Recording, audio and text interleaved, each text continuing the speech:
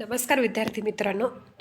आज आपण पॉलिटीची जी सिरीज सुरू केली होती PYQची त्याचा चौथा पार्ट घेणार आहोत. राष्ट्रपती. तर राष्ट्रपतीविषयीचे आपण जे अगोदर PYQ आलेले आहेत, राज्यसेवा पूर्व, राज्यसेवा मुख्य, ग्रुप B C, त्याच्या पूर्व आणि मुख्य या पूर्ण एक्झामचे आपण PYQ प्लस विश्लेषण करणार आहोत. चला बघूया आपण. तर राज्यसेवा पूर्वचा पेपर. भारताच्या अकस्मात निधी खालीलपैकी कोणाच्या अधिकाराखाली ठेवण्यात आलेला आहे? तर जो अकस्मात निधी आहे, संचित निधी आणि अकस्मात निधी असे दोन पद्धती आहेत आपल्या निधीची, हे आपल्याला माहीत आहे. त्याच्यातले जे अकस्मात निधी आहे ते भारताच्या राष्ट्रपतीच्या अधिपत्याखाली ठेवण्यात येते. ते त्याचं आर्टिकल आहे 267 नुसार भारताच्या राष्ट्रपतीकडे तो अकस्मात निधी ठेवला जातो. पुढचा क्वेश्चन आहे बघा, खालीलपैकी कोणते विधाने बरोबर नाहीत आहे ना, तिथं गोल अंडरलाईन करा. गोल करा, डायरेक्ट गोल करत जा, अंडरलाईन वगैरे काय करत जा नका. एखाद्या वेळेस अंडरलाईन पण विसरून जाते, त्यानं डायरेक्ट गोल मारायचं त्याला. आता बघा, पहिला ऑप्शन आहे अनुच्छेद 290, राज्यपाल विधेयक राष्ट्रपतीच्या विचारार्थ राखून ठेवू शकतात. हे विधान कसं आहे? बरोबर आहे. हे जे क्वेश्चन आहे हा खूप इम्पॉर्टंट आहे. याच्या संबंधी जी आता तरतूद करण्यात आली होती ते आपण पुढे मी सगळं विश्लेषण सांगेल तुम्हाला. पुढचं ऑप्शन बघा, राष्ट्रपती विधेयक पुनर्विचारासाठी राज्य विधिमंडळाकडे परत पाठविण्यास राज्यपालास निर्देश देऊ शकतात. हे पण विधान काय बरोबर आहे. जर ते विधेयक राज्य विधिमंडळामध्ये पुन्हा दुरुस्तीसाठी अथवा दुरुस्तीशिवाय मंजूर करून पुन्हा राष्ट्रपतीकडे सादर केल्यास मंजुरी देणे राष्ट्रपतीवर बंधनकारक असते. तर हे विधान कसं आहे? चुकीचं आहे, कारण की राष्ट्रपतीवर बंधनकारक नाही, हे विधान चुकीचं आहे. आता चौथं विधान बघा, राज्यपालांनी राष्ट्रपतीच्या विचारार्थ लावून ठेवलेल्या विधेयकास राष्ट्रपतीने किती कालावधीमध्ये निर्णय द्यावा याबाबत घटनेत कोणतीही कालमर्यादा घातलेली नाही आहे. तर हे विधान कसं आहे? बरोबर आहे. आता हा क्वेश्चन आहे 2020चा. तर आता रिसेंटमध्ये एक तरतूद करण्यात आली होती. जे तमिळनाडू सरकार आहे त्यांनी तमिळनाडूतल्या राज्यपालाविरुद्ध केस दाखल केली होती. त्या अंतर्गत आता तिथल्या उच्च न्यायालयाने जो निर्णय दिलेला आहे की जे राष्ट्रपतीसाठी विधेयक आपण पाठवलं जातो, म्हणजे आपण जे राज्यपाल राष्ट्रपतीसाठी विधेयक जो राखून ठेवत होते त्याचा जे कालावधी आहे, म्हणजे राष्ट्रपतीला आणि राज्यपालाला त्या विधेयकावर संमती देणे हे बंधनकारक करण्यात आलं होतं ते तमिळनाडूच्या खटल्यामध्ये. आणि जे सहमती आहे ना, ते ड्युरेशन जे आहे ते 3 महिन्याचा ठेवण्यात आला होता. 3 महिन्याच्या वर जर विधेयक राज्यपालाकडे राहिलं तर ते आपण न्यायालयीन पुनर्विलोकनाच्या कक्षेत येईल किंवा म्हणजे त्याच्यावर आपण कोर्टात जाऊ शकतो. असंही केलं, म्हणजे असा निर्णय दिला होता त्या सर्वोच्च म्हणजे न्यायालयाने तसा निर्णय दिला होता. पण रिसेंटमध्ये आणखीन तसा डबल न्यायालयाचा निर्णय आला की जी अगोदरची तरतूद आहे, जशी क्वेश्चनमध्ये आहे की तो त्यांना राष्ट्रपतींना बंधनकारक नाही की एवढ्याच कालमर्यादेमध्ये तुम्ही ते विधेयक पारित केलं पाहिजे, तसं नाही आहे. म्हणजे जशी पूर्वरत होती तशीच आता कंटिन्यू आहे. जी मध्ये तरतूद केली होती ती तरतूद डबल रद्द करण्यात आलेली आहे. तर करंट ओरिएंटल होता पण त्याच्यामध्ये अपडेट झालेली आहे की डबल जशाच तसं ठेवलेलं आहे, ते लक्षात ठेवा. आता तिसरा क्वेश्चन आहे ते बघा, खालीलपैकी कोणते विधान बरोबर नाही तिथं गोल करून ठेवा. तर विधान बघूया, राष्ट्रपतीच्या शिफारशीशिवाय नवीन राज्य निर्मितीचे विधेयक संसदेच्या कोणत्याही सभागृहात मांडले जाऊ शकत नाही. हे विधान कसे? बरोबर आहे. राष्ट्रपतीने असे विधेयक संसदेत मांडण्यापूर्वी विशिष्ट कालावधीमध्ये संबंधित राज्य विधिमंडळाने आपले विचार मांडावेत यासाठी पाठवले पाहिजे. हे विधान बरोबर आहे. संसद केवळ विशेष बहुमताने कायदा मंजूर करूनच नवीन राज्य स्थापन करू शकते. चौथं विधान बघा, राज्य विधिमंडळाने व्यक्त केलेले विचार मत स्वीकारणे बंधन संसदेवर नसते. तर बंधन नसते का? नसते. हे विधान कसे? बरोबर आहे. तर तिसरं विधान काय आपलं? चुकीचं आहे. तिसरं विधान बघा, संसद केवळ विशेष बहुमताने, इथं विशेष बहुमत नाही, साध्या बहुमताने कायदा करून नवीन राज्याची स्थापना करू शकतो. आणि संबंधित जे आहे तिथल्या विधानसभेनं सांगितलेलं पाहिजे, म्हणजे राष्ट्रपतीला शिफारस केली पाहिजे, मग संसद तसं नंतर ते साध्या बहुमताने कायदा करून नवीन राज्याची निर्मिती करतो. रिसेंटमधलं राज्य आहे आपलं तेलंगणा. 2014मध्ये झालेली आहे स्थापना तेलंगणाची. भारताच्या राष्ट्रपतीच्या संदर्भात खालीलपैकी कोणते विधाने बरोबर आहेत? आता इथं बरोबर आहेत विचारलंय, तर बघूया. भारतीय राज्यघटनेच्या कलम 58 मध्ये राष्ट्रपती पदासाठीचे वर्णन केलेले आहे. हे विधान कसे? बरोबर आहे. राष्ट्रपतीने राज्यघटनेचे उल्लंघन केले तर त्याला महाभियोगद्वारा पदावरून काढता येते. हे महाभियोगाची प्रक्रिया कधी आहे? कलम 61 मध्ये आहे. तर हे दोन्ही विधाने कसे आहेत? बरोबर आहे. म्हणजे आन्सर काय येणार? 2 नंबर येणार. आता राज्यसेवेचे मुख्यचे प्रश्न बघा, जे रिसेंटमध्ये 2024ला आलेला आहे. Pocket veto. भारतीय राष्ट्रपतीच्या पॉकेट वेटो अधिकाराविषयी कोणते विधान चुकीचे आहे? आता इथं चुकीचे विचारले म्हणून तिथं काय करा? गोल करा. आता फर्स्ट विधान बघा, जेव्हा राष्ट्रपती आपल्या पॉकेट वेटोचा वापर करतात तेव्हा विधेयक अनिश्चित काळासाठी रोखले जाते. विधान कसे? बरोबर आहे. घटनादुरुस्तीच्या विधेयकाच्या संदर्भात राष्ट्रपतींना पॉकेट वेटोचा अधिकार आहे. हे विधान कसं आहे? चुकीचं आहे. घटनादुरुस्ती विधेयकासाठी तसा अधिकार राष्ट्रपतींना नाही आहे. जे हे पॉकेट वेटोचं म्हणजे कोणतंही जे घटनादुरुस्ती विधेयकामध्ये, जसं संयुक्त बैठक पण तरतूद घटनादुरुस्ती विधेयकाला लागू नाही आणि पॉकेट वेटो पण घटनादुरुस्ती विधेयकाला लागू नाही. म्हणजे दुसरं विधान कसे? चूक आहे. आता थर्ड बघा, राष्ट्रपती विधेयक नाकारत नाही किंवा पुनर्विचारात करण्यास परत पाठवत नाहीत. हे पण विधान कसं आहे? बरोबर आहे. म्हणजे ते जशास तसंच विधान ठेवते, त्याच्यावर काहीच विचार नाही करत, त्यालाच पॉकेट वेटो म्हणतात. राष्ट्रपतींना घटनेनुसार विधेयकावर कार्यवाही करण्यासाठी कालमर्यादा दिलेली नाही. परिणामी विधेयकावर कारवाई होऊ नये म्हणून राष्ट्रपती आपल्या पॉकेट वेटोचा वापर करतात. हे कसं आहे? हे पण विधान बरोबर आहे. आता ते सांगितले ना रिसनमध्ये, ह्याच्याशीच रिलेटेड घटनादुरुस्ती झाली अशा गोष्टीमुळे. तर जे फर्स्ट टाईप पॉकेट वेटो आहे तो आपली ज्ञानी झैल सिंग यांनी वापरला होता. आता 6वा नंबरचा क्वेश्चन बघा, राष्ट्रपतीच्या महाभियोगामध्ये संसदेच्या कोणत्याही सभागृहाचे नामनिर्देशित किंवा नियुक्त सदस्य सहभागी होऊ शकतात. महाभियोगामध्ये राष्ट्रपतीच्या महाभियोगामध्ये राज्याच्या विधानसभेचे निर्वाचित सदस्य सहभागी होऊ शकत नाहीत. तर हे विधान कसे? बरोबर आहे. आता राष्ट्रपतीच्या म्हणजे संसदेच्या दोन्ही असतात, नामनिर्देशित पण असतात, नियुक्त. नामनिर्देशित म्हणजे जे राष्ट्रपती निवडतो ना, अँग्लो इंडियन समाजाचे 2 जे ती पण तरतूद आता रद्द केलेली आहे 104व्या अमेंडमेंटने. आणि जे 12 राहतात राज्यसभेवर ते पण नामनिर्देशित असतात. यांना नामनिर्देशित म्हणजे ज्याची नेमणूक राष्ट्रपतीद्वारे होते त्याला नामनिर्देशित म्हणतात. आणि जी नियुक्ती म्हणजे जे बाय म्हणजे वोटिंग करून आलेले असतात त्यांना ते नियुक्तिक असते.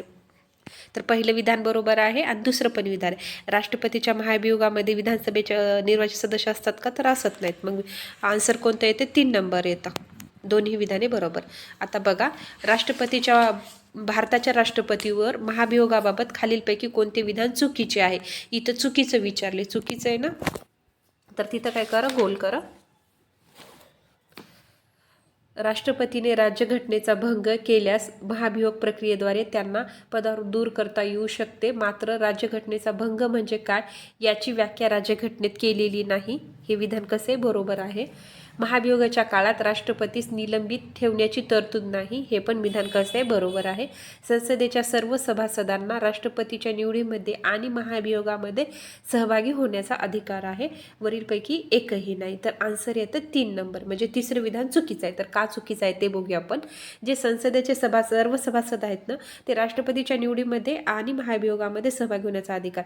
तर सर्व सभासदाचा निवडीमध्ये अधिकार नसतो. जे नामनिर्देशित सदस्य असतात ते फक्त महाभियोगामध्ये भाग घेऊ शकतात, नाही की निवडीमध्ये. तसंच जे राष्ट्रपतीच्या निवडीमध्ये जे विधानसभेचे सदस्य असतात, जे नामनिर्देशित म्हणजे जे निवडून आलेले असतात ते पण राष्ट्रपतीच्या निवडीत भाग घेऊ शकतात, पण तिथले नामनिर्देशित नाही आहे. म्हणून तिसरं विधान कसे? चुकीचं आहे. तर नेक्स्ट क्वेश्चन बघूया आपण 8 नंबरचा. भारताच्या राष्ट्रपतीस महाभियोगाच्या प्रक्रियेद्वारे पदावरून दूर केले जाऊ शकते. महाभियोग प्रक्रियेसाठी अनुच्छेद 61 मध्ये फक्त गैरवर्तणूक, अकार्यक्षमता ही 2च कारणे नमूद केलेली आहेत. हे विधान कसं आहे? चूक आहे. इथं गैरवर्तणूक नाही. अगोदरच्या विधानामध्ये दिलं होतं ना, राज्यघटनेचा जर भंग केला असेल तर त्यांच्यावर महाभियोग लावला जातो. तर सेकंड विधान बघा, म्हणजे पहिलं विधान चुकीचं आहे. तर 1 नंबर आणि 3 नंबर कटलेला आहे. आता 2 आणि 4 ऑप्शनमध्ये बघा, म्हणजे आपण आता 50-50 मध्ये आलो. महाभियोगाचा ठराव संसदेच्या दोन्ही सभागृहामध्ये विशेष बहुमताने मंजूर होणे आवश्यक असते. म्हणजे प्रत्येक सभागृहाच्या एकूण सभासद संख्येच्या निम्म्यापेक्षा जास्त बहुमताने हजर राहून मतदान करणाऱ्या 2/3 सभासदाच्या मतदारसंघाने. तर इथं जे दुसरं पण विधान कसं आहे? चुकीचं आहे. इथं काय हजर राहून नाही आहे, जे एकूण सदस्य संख्या आहे त्यांच्या 2/3 म्हणजे 2/3 सभासदाच्या बहुमताने आहे. इथं हजर राहून नाही आहे, एकूण मताचे आहे, म्हणून दुसरं पण विधान काय आहे आपलं चुकीचं आहे. तर आन्सर काय येणार, दोन्ही विधाने चूक. आता जे मी क्वेश्चन तुम्हाला दिलेले आहेत ते मुद्दामून त्यांचे जे आन्सर आहेत ना ते टिक केलेलं नाही. म्हणजे काय होतं, जेव्हा आपण आन्सर टिक करतो ना तर आपण डायरेक्ट आन्सर बघतो आणि म्हणजे जे डोकं बाबा हे का चुकीचं असेल, हे का बरोबर असेल, आपण तो विचार नाही करत, डायरेक्ट आपण आन्सर बघतो. मग कुठं तर त्या क्वेश्चन आपण जर कुठं जर अडकत असो ना तर आपण बघतो की बाबा नाही माझं हे का चुकलं काय नाही. जर आपण डायरेक्ट आन्सर बघितलं तर आपलं नाही, मग आपल्याला वाटतं की नाही हे मला येतच होतं, अगोदरच येत होतं, पण तसं काही नसते, आपल्याला काही येत नाही. त्याच्यामुळं हे असं मुद्दामून मी आन्सर टिक करून दिले नाही, जेणेकरून आपल्याला कळावं की आपण कुठपर्यंत आहोत बाबा, म्हणून आन्सर नाही आहे सांगितलेले. आता बघा 9 नंबरचा क्वेश्चन, भारताचे उपराष्ट्रपती हे राष्ट्रपतीच्या अनुपस्थित त्यांची कामे जेव्हा ते पार पाडू शकणार नसतील तेव्हा उपराष्ट्रपती राष्ट्रपतीचे कार्य पार पाडू शकतील, हे विधान कसे बरोबर आहे. म्हणजे जेव्हा राष्ट्रपती नसतात तेव्हा उपराष्ट्रपती त्यांचे काम शक्यतो तर आपले जे सर्व पद आहेत त्यांचं तसंच आहे, जेव्हा राष्ट्रपती नसतात तेव्हा म्हणजे प्रत्येक ह्याचं राष्ट्रपती म्हणजे आता लोकसभेचा जे सभापती, तर सभापतीच्या अनुपस्थित उपसभापती कार्य पार पाडलं. जसं राज्यसभेचे अध्यक्ष आहेत त्याच्या अनुपस्थितमध्ये उपाध्यक्ष ते काम पाहते, तसंच असते. जसं सरपंच नसेल तर उपसरपंच, त्या टाईपमध्ये. तसं म्हणून त्यानुसार कसं आहे हे विधान कसं आहे बरोबर आहे. राष्ट्रपती केव्हा त्यांची कर्तव्ये पार पाडू शकणार नाहीत हे निर्धारित करणारी पद्धत संविधाने ठरवून दिलेली नाही. अशा बऱ्याच गोष्टी आहेत जे संविधानामध्ये कुणाची व्याख्या दिली नाही, पुन्हा न्यायालयीन पुनर्लेखन आहे पण नेमकी ती प्रोसेस कशी आहे तशी सांगितली नाही.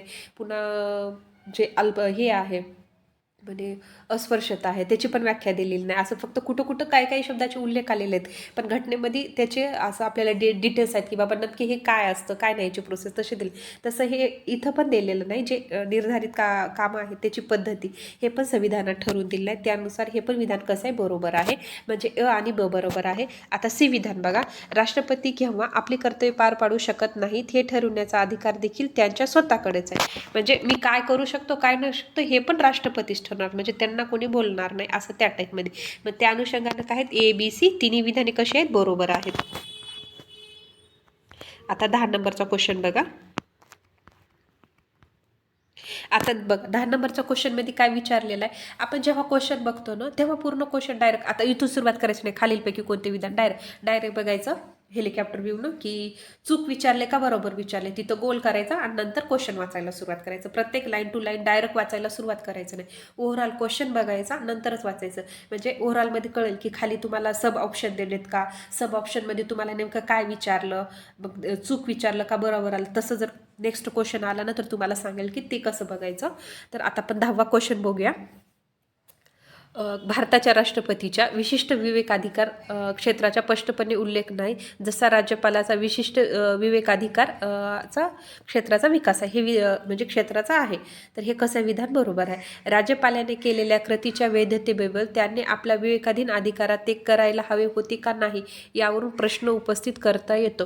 राज्यपाल असो का राष्ट्रपती, म्हणजे जे राज्यपालाविषयी विवेकाधिकार त्याच्यावर प्रश्न उपस्थित करता येत नाहीये, पण राष्ट्रपतीच्या करता येतो, म्हणून दुसरं विधान कसं आहे चुकीचं आहे. दिलेलं आहे विवेकाधिकार राज्यपालाला जास्त दिलेले आहेत राष्ट्रपतीपेक्षा, त्याच्यानुसार ते पण आपल्याला लॉजिक लावून हा क्वेश्चन कट करता येते. म्हणजे 2 नंबरचा कसं आहे चुकीचं आहे. 42व्या घटनादुरुस्तीनंतर मंत्रिमंडळाचा सल्ला राष्ट्रपतीवर बंधनकारक करण्यात आला, पण राज्यपालाला अशी तरतूद नाही. म्हणजे इथं पण राज्यपाल वरचढ आहे. म्हणजे तिसरं पण विधान कसं आहे बरोबर आहे. तर आन्सर काय येतं आपलं 2 नंबरचं येते. आता 3 बघा, म्हणजे 11वा क्वेश्चन बघा. संसदेच्या दोन्ही गृहातील नामनिर्दिष्ट सदस्यांना राष्ट्रपती पदाच्या निवडणुकीत मतदानाचा अधिकार नसला तरी त्यांना उपराष्ट्रपतीच्या निवडणूक मतदानाचा अधिकार असतो. तर 11चं बघा, हे विधान कसं आहे बरोबर आहे. म्हणजे संसदेच्या दोन्ही गृहातील नामनिर्दिष्ट सदस्यांना राष्ट्रपती पदाच्या निवडणुकीत मतदानाचा अधिकार असतो, म्हणजे लोकसभा असो किंवा राज्यसभा असो, नसला तरी त्यांना उपराष्ट्रपतीच्या निवडणूक असतो. तर पहिलं विधान बरोबर आहे. लोकसभेतील नामनिर्दिष्ट सदस्यांना राष्ट्रपती पदाच्या निवडणुकीत मतदानाचा अधिकार नसला तरी त्यांना राष्ट्रपतीच्या विरुद्ध महाभियोगाच्या ठरावामध्ये मतदानाचा अधिकार असतो. म्हणजे त्यांना निवडून देण्यामध्ये हक्क नाही, पण काढून टाकण्यामध्ये हक्क आहे, त्या टाईपमध्ये. म्हणजे दोन्ही विधान कसे आहेत बरोबर आहेत. तर 11वा क्वेश्चनचं झालं 3 नंबर आन्सर. राष्ट्रपतीबद्दल खालीलपैकी कोणते विधान चुकीचे आहे. तर आपल्याला इथं चुकीचे विचारले, तर ते बघूया. लोकसभेने निवडून आलेले नामनिर्देशित सदस्य राष्ट्रपतीच्या निवडणुकीत भाग घेतात का? तर आपण आताच बघितलेलं नामनिर्देशित सदस्य भाग घेत नाहीत. पण ते कशामध्ये घेतात? जेव्हा त्यांच्यावर महाभियोग लावलं जातं तेव्हा. मग पहिलंच विधान चुकीचं आहे. मग पुढची वाचायची गरज आहे का? आपल्याला नाही आहे. पण आपण आता विश्लेषण बघतो म्हणून आपण पुढचे पण आपल्याला क्वेश्चन वाचावे लागतील. भारतीय संविधानाच्या अनुच्छेद 56 राष्ट्रपतीचा कार्यकाळ नमूद केलेला आहे. हे विधान कसं आहे? 56 कार्यकाळ हे बरोबर आहे. राष्ट्रपतीवर संविधानाचा भंग केल्यावर महाभियोग चालविला जाऊ शकतो. हे विधान कसं आहे? बरोबर आहे. आपण मागच्या पण क्वेश्चनमध्ये बघितले होतं. जनतेच्या प्रतिनिधीकडून राष्ट्रपती निवडले जातात. जनतेच्या प्रतिनिधीकडून, बरं का, इथं प्रतिनिधी हा शब्द बघा, कारण की कुठं कुठं जनतेकडून राष्ट्रपती निवडले जाते तर असं पण येतं. तर प्रतिनिधीकडून म्हणजे आपण ज्यांना निवडून देतो, जे आता खासदार आमदार असते त्याला आपणच निवडून देतो ना, मग ते कसे झाले? प्रतिनिधी. मग त्यांच्याकडूनच राष्ट्रपती निवडले जाते. तर हे कसं विधान बरोबर आहे? मग आन्सर काय येणार? 1 नंबर, कारण की त्यांच्यामध्ये नामनिर्देशित भाग घेत नाहीत. आता 13वा क्वेश्चन बघा. भारताचे राष्ट्रपती पदासाठी खालीलपैकी कोणती पात्रता आवश्यक नाही आहे? तो भारतीय नागरिक असावा, त्यांचे वय 35 वर्ष पूर्ण असावे, तो लोकसभेचा सभासद म्हणून निवडून येण्यास पात्र असावा, आणि तो संसदेचा एका ग्रहाचा सभासद असावा. जे चौथं विधान आहे ना ते बरोबर नाही आहे, कारण की तो संसदेचा सदस्य असावा असं कुठंच नमूद नाही आहे. तर चौथं विधान कसं आहे? चुकीचं आहे. इथं काय होतं? आवश्यक नाही हेच विचारलं होतं, म्हणजे निगेटिव्ह सेंटेन्स विचारलं होतं. इथं मग आपण 4 नंबरचं करायचं. जेव्हा लोकसभा आणि राज्यसभा यांच्यामध्ये एखाद्या विधेयकावर मतभेद असतील तर संयुक्त बैठकीचे अधिवेशन कोण बोलवतो? तर भारताचे राष्ट्रपती बोलवतात. 2 नंबरचा आन्सर. भारतीय राष्ट्रपतीच्या निवडणुकीमध्ये बाबतचे विवाद कोण सोडवी? तर ते सर्वोच्च न्यायालयामध्ये थेट जातो. आणि जे सर्वोच्च न्यायालयाचे हे प्रारंभिक अधिकार क्षेत्रामध्ये येते.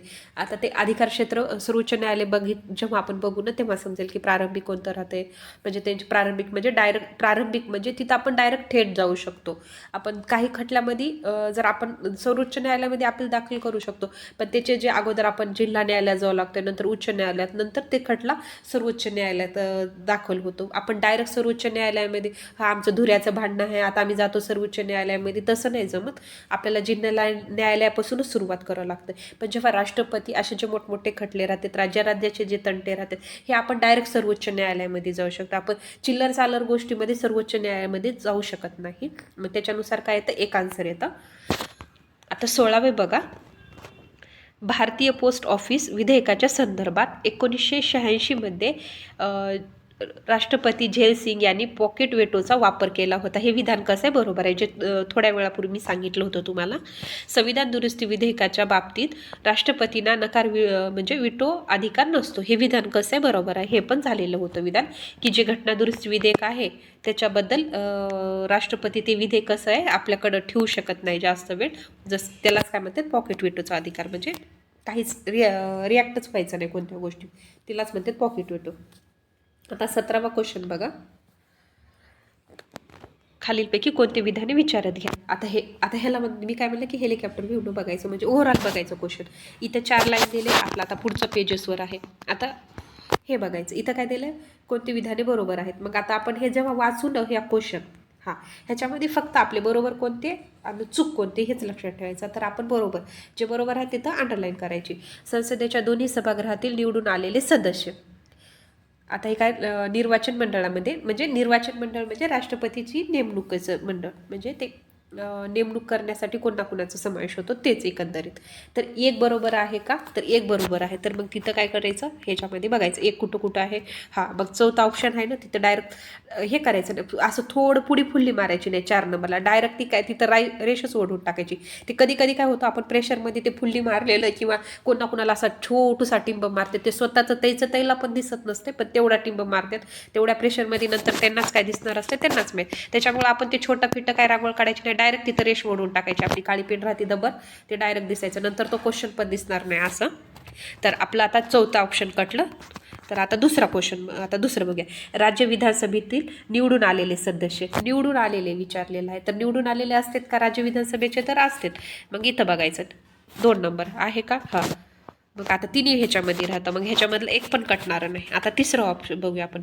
राज्यातील विधान परिषदेचे सदस्य. विधान परिषदेचे असतात का? नसतात, कारण की विधान परिषदेकडे ह्यांच्याकडून निवडून दिलेले राहतात म्हणून विधान परिषदेचे नसतात. मग 3 नंबर कटलं. तर 3 नंबरचं बघायचं, कटवायचं आपण. इथं बघा, इथं आयोगानं चुकीचं दिलेलं आहे. इथं 2-2 दिलेलं आहे बघा. तर इथं एका ठिकाणी 3 करा, म्हणजे 2च्या ह्याच्यामध्ये 3 केलं तर दुसरं पण विधान कटतं, म्हणजे 2 आणि 4 आपलं कटलं. आता 1 आणि 3 मध्ये राहिलं आपलं कॉम्पिटिशन. दिल्ली आणि पुदुचेरी केंद्रशासित प्रदेशच्या विधानसभेत निवडून आले सदस्य. तर दिल्ली आणि विधानसभेच्या असतात का? तर असतात. मग चौथं विधान कसं आहे? बरोबर आहे. मग आपला आन्सर काय येणार? 3 नंबरचं येणार. 1, 2, 3. म्हणजे असं कटतं, म्हणजे असं कटवत जायचं. मी प्रत्येक क्वेश्चनमध्ये तुम्हाला तसंच सांगेल, जेणेकरून तुम्हाला त्याच व्ह्यूनं प्रत्येक क्वेश्चनकडे बघण्याचं सवय लागेल. 18वा बघा, योग्य कथने ओळखा. 1952च्या राष्ट्रपतीच्या निवडणुकीत के.टी. शहा हे प्रमुख प्रतिस्पर्धी उमेदवार होते. ब बघा, 1969च्या राष्ट्रपतीच्या निवडणूक एन संजीव रेड्डी हे प्रमुख प्रतिस्पर्धी उमेदवार होते. हे पण विधान बरोबर आहे. 1992च्या राष्ट्रपतीच्या निवडणूक टी.एन. शेषन हे प्रमुख प्रतिस्पर्धी. हे विधान कसे? चुकीचं आहे. टी.एन. शेषनचे निवडणुकीसंबंधी तरतुदी केल्या होत्या ना, ते आहेत ते टी.एन. शेषन. तर अ आणि ब विधान बरोबर आहे. तर 1 नंबरचा आन्सर आहे ना. आता हे बघा, राष्ट्रपतीच्या निवडणुकीत म्हणजे कोणाकोणाचं मतमूल्य कसं आहे हे सांगितलेलं आहे. तर ह्याचं मी तुम्हाला डायरेक्ट आन्सर सांगते. एका आमदाराच्या मताचे मूल्य बघा, राज्याची एकूण लोकसंख्या मोजली जाते आणि पुन्हा राज्य विधानसभेत निवडून गेलेले सदस्य किती आहेत ते गुणिले 1/1000. हे काय? राष्ट्रपतीच्या मताचे मूल्य आहे. आता 20वा क्वेश्चन बघा, डॅडॅश मिळून दिलेल्या निर्वाचन मंडळाकडून भारताचा राष्ट्रपती निवडला जातो, जे आपण आत्ताच बघितलेलं आहे क्वेश्चन. तर संसद व राज्य विधिमंडळाचे सर्व सदस्य. मग पहिलं विधान कसं आहे? चुकीचं आहे, कारण की इथं सर्व असतात का? नाही, इथं नामनिर्देशित नसतात. मग पहिलं विधान कटलेलं, मग तिथं त्या ऑप्शनमधून कटवायचं. आता ते सारखं पेजवरी खाली करणं. तर हे बघा, संसदेच्या दोन्ही सभागृहाचे निर्वाचित सदस्य. दुसरं विधान कसे? बरोबर आहे. तर ह्याला टिक करायचं. राज्य विधानसभेचे निर्वाचित सदस्य. निर्वाचित सदस्य असतात का? असतात. फक्त संसदेचे असतात का? नसतात. मग आपलं बरोबर कोणतं आहे?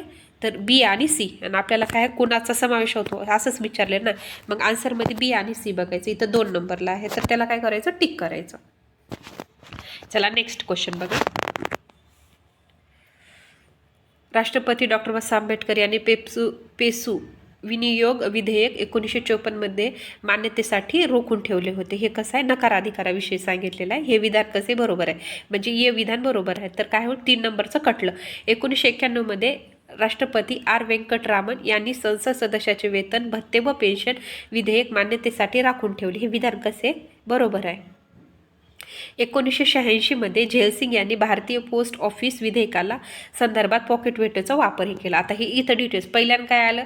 घटना दुरुस्ती विधेयक बाबत पॉकेट वेटोचं आहे का? तर आपण नाही म्हटलं होतं. मग नंतर पुढच्या क्वेश्चनमध्ये काय आलं होतं? तर फर्स्ट टाइम पॉकेट वेटो कोण वापरला होता? आपलं ग्यानी झैलसिंगनं. आता ह्या क्वेश्चनमध्ये काय आलं? 1986मध्ये हा वापरला होता. आणि कशाशी संबंधित होतं ते विधेयक?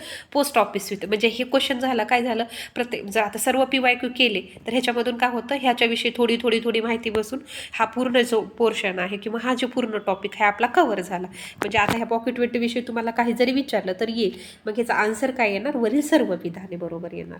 आता 22वा बघा. आता हे पण नकार अधिकाराच्या बाबतीत प्रकारबाबत, म्हणजे कोणते प्रकार कसं आहे काय नाही ते सांगितलेलं आहे. तर आपल्याला एका ह्याच्यामध्ये आता ह्याचा आन्सर मी डायरेक्ट सांगेल तुम्हाला, म्हणजे आपल्याला ऑप्शन खाली बघता येणार नाही स्क्रीनवर. तर बघा, निरंकुश नकाराधिकार. आता याच्यामध्ये काय होतं? विधेयकाला मान्यता देण्याबाबत कोणतीही कृती आता निरंकुश याचं नावामध्येच निगेटिव्ह आहे, मग त्याच्यामध्ये काहीच निरंकुश झाला. ते निरंकुश म्हणजे काहीच कामधंदा नाही करत, असं त्या टाईपमध्ये.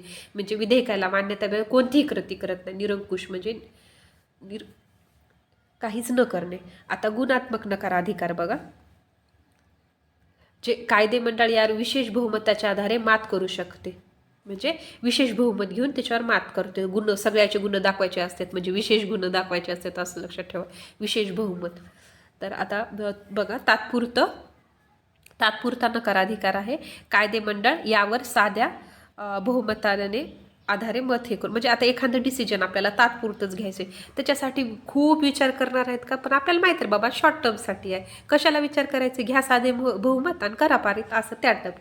मग त्याला काय म्हणते? तात्पुरता नकाराधिकार. म्हणजे कोणती गोष्ट कधी कधी एक्झाममध्ये प्रेशरमध्ये आपण कन्फ्यूजमध्ये राहते, म्हणजे बऱ्यापैकी ज्या गोष्टी आहेत त्या आपल्या भाषेमध्ये समजून घ्यायच्या.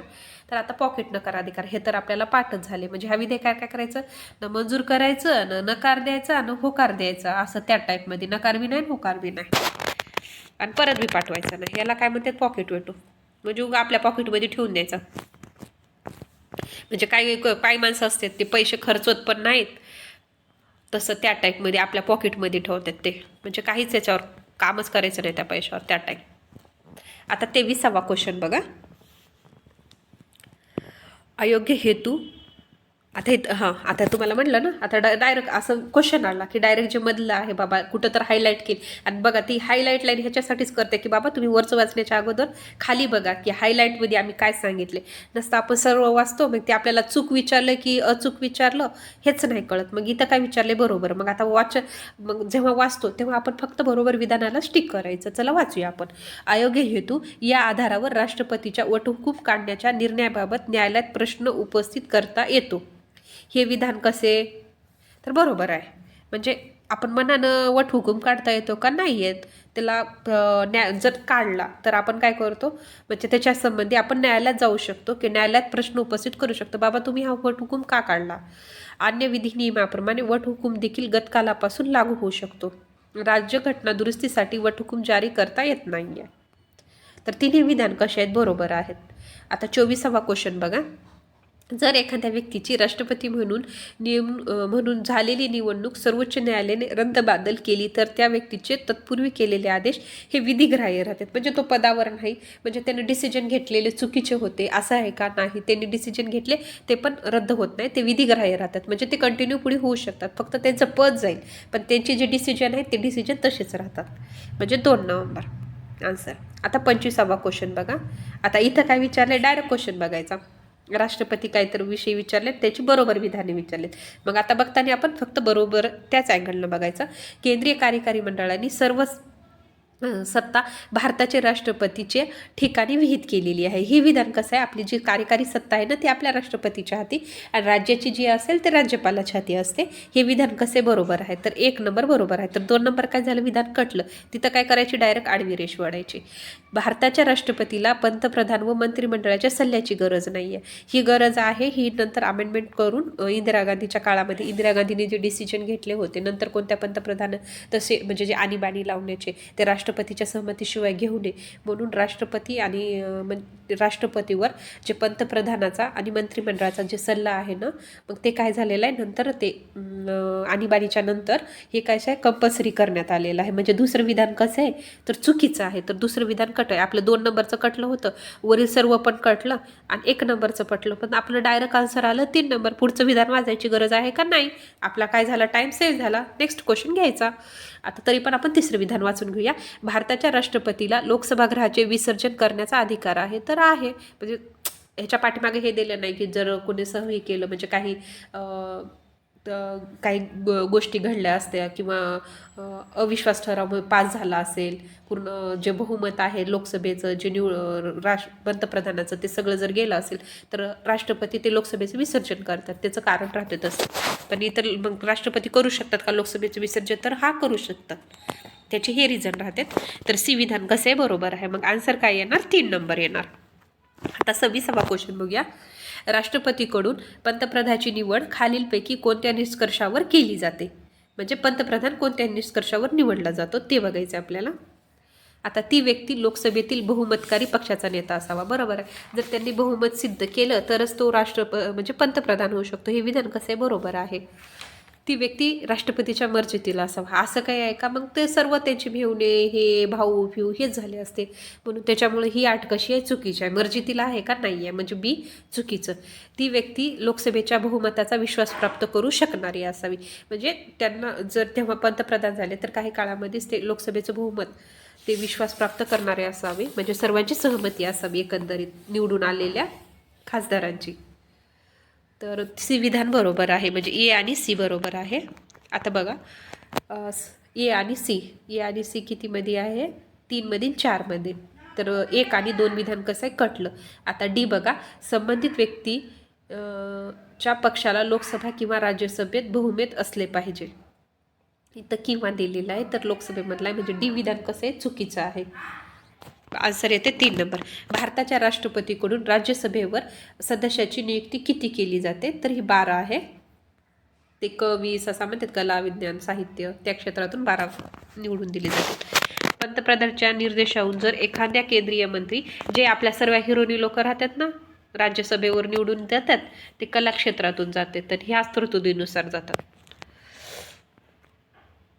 पंतप्रधानांच्या निर्देशावरून जर एखाद्या केंद्रीय मंत्री राजीनामा देत नसेल तर राष्ट्रपती त्याच पदावरून काढू शकतात. हे पहिलंच विधान काय बरोबर आहे, म्हणून 1 नंबर आन्सर.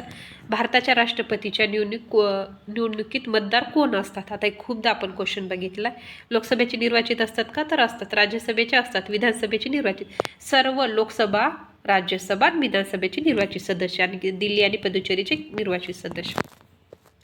आता राष्ट्रपती खालीलपैकी कोणत्या परिस्थितीत आणीबाणी घोषित करतो? आता राष्ट्रपतीच्या आणीबाणीची घोषणा 52 नुसार पण करू शकतो तो, आणि 352 नुसारही करू शकतात, आणि 356 नुसार जेव्हा राज्यपाल म्हणतात तेव्हा राज्य आणीबाणी पण हे करू शकतात.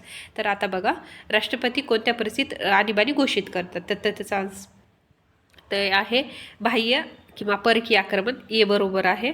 तर 3 नंबर आन्सर कटलं. अंतर्गत कलह, हे अंतर्गत कलह अगोदर होता, नंतर ते हे केलं ना, आणि इंदिरा गांधीनं आणीबाणी लावली तेव्हापासून अंतर्गत कलह काय झालेला आहे, हे काढलेलं आहे तरतूद, म्हणून 1 नंबर कटलं. 3 नंबर आपलं अगोदरच कटलं होतं आणि 4 नंबर पण कटलं. मग डायरेक्ट आपलं ऑप्शन येणार 2 नंबर, पुढचं वाचायची गरज नाही. तरी पण आपण वाचूया. राज्यात कारभार चालविण्यास अपयश, C बरोबर. आर्थिक कलह, D बरोबर. राष्ट्रपती लोकसभेकरता कोणत्या समाजाच्या 2 सदस्याची नेमणूक करतो? जे ॲग्लो इंडियन समाज आहे ना, त्याच्यासाठी राष्ट्रपती 2 व्यक्तीची नेमणूक करू शकत होतं, पण 104वी अमेंडमेंट झाली आहे. त्याच्या अंतर्गत जे ॲग्लो इंडियन समाजाचं प्रतिनिधित्व होतं ना, ही तरतूद आता रद्द करण्यात आलेली. 104वी अमेंडमेंट, हे लक्षात ठेवा. त्याचं जे ॲग्लो इंडियनचं जे हे होतं ना आर्टिकल, ते 333 होतं, ते पण आता रद्द करण्यात आलेलं आहे. भारताचा प्रथम नागरिक कोण असतो? तर राष्ट्रपती असतो. भारताचा म्हणलं तर राष्ट्रपती, ते राज्यपालाचा आपलं राज्याचा प्रमुख म्हटलं तर राज्यपाल असतो. आता भारताचे राष्ट्रपतीबद्दल बघा. भारताचे सशस्त्र दलाचे प्रमुख असतात, ते बरोबर आहे. कार्यकारी मंडळाचे भाग असतात, हे बरोबर आहे. कायदे मंडळाचे भाग असतात, हे पण बरोबर आहे. भारताचे पहिले नागरिक असतात, वरच्याच क्वेश्चनमध्ये, म्हणजे सर्व विधाने कसे आहेत, बरोबर आहेत. जर राज्य विधिमंडळाने मंजूर केलेले विधेयक राष्ट्रपतींनी पुनर्विचारार्थ परत पाठवले, आणि जर ते पुन्हा राज्य विधिमंडळाने मंजूर करून परत राष्ट्रपती संमतीकडे पाठवले, तर राष्ट्रपतीस त्या विधेयकाला संमती देणे बंधनकारक असते. तसं काही बंधनकारक नसतं, म्हणजे पहिलं विधान चुकीचं आहे. म्हणजे 1 कटलं, 3 कटलं. आता 50-50मध्ये आलं, 2 4मध्ये. राज्यपालाने राष्ट्रपतीच्या विचारार्थ राखून ठेवलेल्या विधेयकाबाबत निर्णय घेण्यासाठी राष्ट्रपती 6 महिन्याचा कालावधी राज्यघटनेत दिसते. तसं काही आहे का कालावधीचं? ते 6 महिन्याचं नाही आहे. मग दुसरं पण विधान कसं आहे, चुकीचं आहे. ते म्हणजे अनिश्चित काळासाठी आहे. जी आता तरतूद केली होती ती पण रद्द, 3 महिन्याची तरतूद केली, ती पुन्हा रद्द करण्यात आलेली आहे. तर 35वा क्वेश्चन बघा. कुठल्या भारतीय राष्ट्रपतीने पॉकेट वेटरचा वापर केला होता? डबल आला क्वेश्चन. कोण केला होता? ज्ञानी झैलसिंगने. कधी केला होता? 1986ला. कोणत्या विधेयकाबाबत केला होता?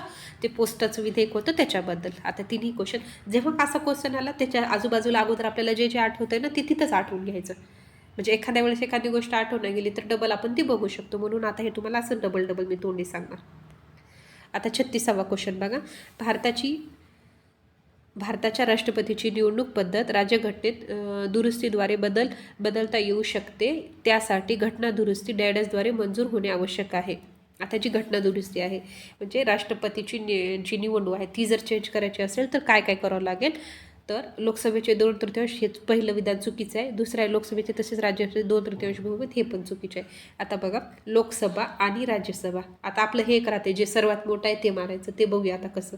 लोकसभा आणि राज्यसभा दोहेच्याही 2/3 बहुमताने किमान निम्म्या घटक राज्याची मान्यता. काही जे घटना दुरुस्ती करण्यासाठी 3 पद्धती आहेत, त्याच्यामधली ही एक पद्धत आहे की बहुमत, लोकसभा राज्यसभेचं बहुमत, आणि जे राज्याच्या संबंधी म्हणजे निम्म्या राज्याची सहमती, ही तरतूद राष्ट्रपतीच्या निवडणुकीमध्ये लागतात. तर 3 विधान तिसरं विधान कसे बरोबर आहे. आता राष्ट्रपतीच्या दयेच्या अधिकाराबाबत खालीलपैकी कोणते विधान अचूक, इथं अचूकला अंडरलाईन करायचं. तर बघा, दया याचना करणाऱ्या अर्जदाराला राष्ट्रपतीद्वारे मौखिक सुनावणी करण्याचा हक्क आहे.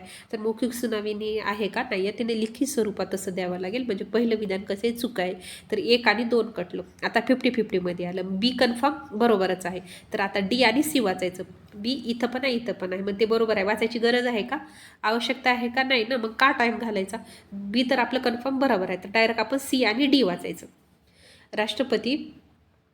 राष्ट्रपती या अधिकाराचा वापर केंद्रीय मंत्रिमंडळाच्या सल्ल्याशिवाय करू शकतो. सल्ला कसा आहे, केंद्रीय मंत्रिमंडळाचा बंधनकारक आहे. म्हणजे सी विधान कसे चुकीचं आहे. राष्ट्रपती सर्व पुरावे नव्याने तपासू शकतात आणि न्यायालयापेक्षा वेगळा दृष्टिकोन मांडू शकतात. तर डी विधान कसे बरोबर आहे. म्हणजे 3 नंबरचं बरोबर आहे.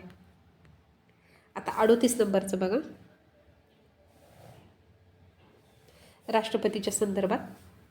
राष्ट्रपतीला कायद्यासंदर्भातील अथवा जनहितार्थ मुद्द्यावर सर्वोच्च न्यायालयाने दिलेला राष्ट्रपतीवर बंधनकारक नसतो. बरोबर आहे, नसतो. राष्ट्रपतीला संघ लोकसेवा आयोगाचे अध्यक्ष अथवा सदस्य यांना पदावर दूर करण्याच्या मुद्द्यावर सर्वोच्च न्यायालयाने दिलेला सल्ला राष्ट्रपतीवर बंधनकारक असतो. जेव्हा आता काही जे घटनेचे पद आहेत जे सर्वोच्च आहेत त्याला जे महाभियोग लावला जातो.